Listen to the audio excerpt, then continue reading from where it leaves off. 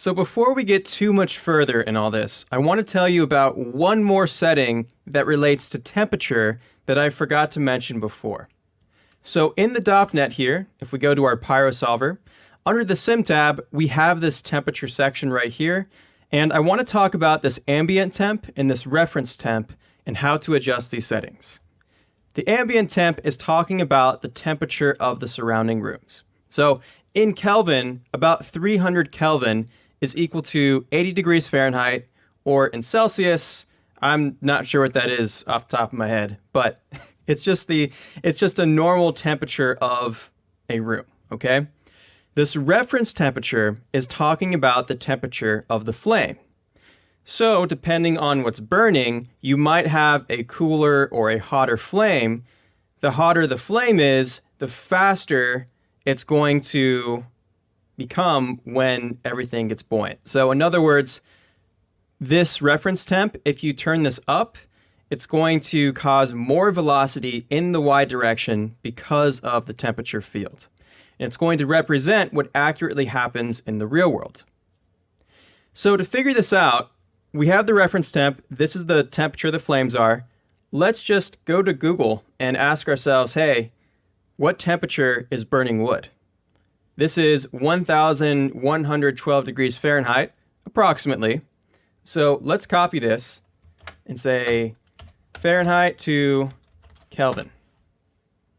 And there we go, 873. That's the number we're trying to get here. So 873, let's change that right there. And by doing this, now our flame is going to have more velocity in the y direction. Let's also change this viewport here so it's a little less annoying. There we go. Okay, so now we have our flames. They're going up, and it's going to be too much now in the y direction. So what we'll do, because we've already adjusted everything else for what the velocity was before, we'll just turn down the temperature that's coming from the flames and the temperature that we're sourcing in to account for this faster velocity in the y direction now. This is a setting that we probably should have set before we did the shredding and everything else, but just so you know, that's what these two settings are doing. Okay, so let's go to our flames tab here under the temperature.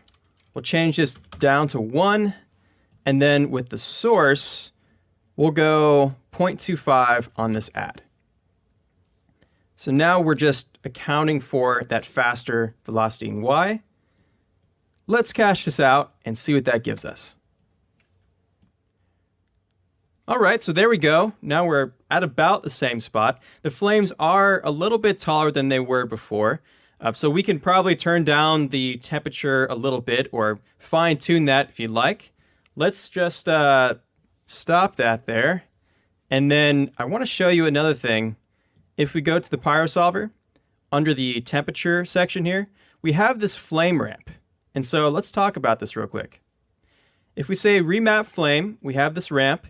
And what this is saying is, okay, the flames are now adding to the temperature field, right?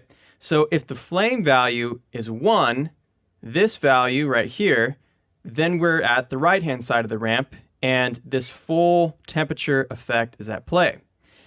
If the flame value is 0, we're at the left-hand side of the ramp, and then essentially no temperature is being added in. So right now we have a linear ramp from flame value 0 to 1 as far as how much we're adding temperature in. If you want to make this a bit more interesting and cause our flames to flick around a bit more, we can do something like this.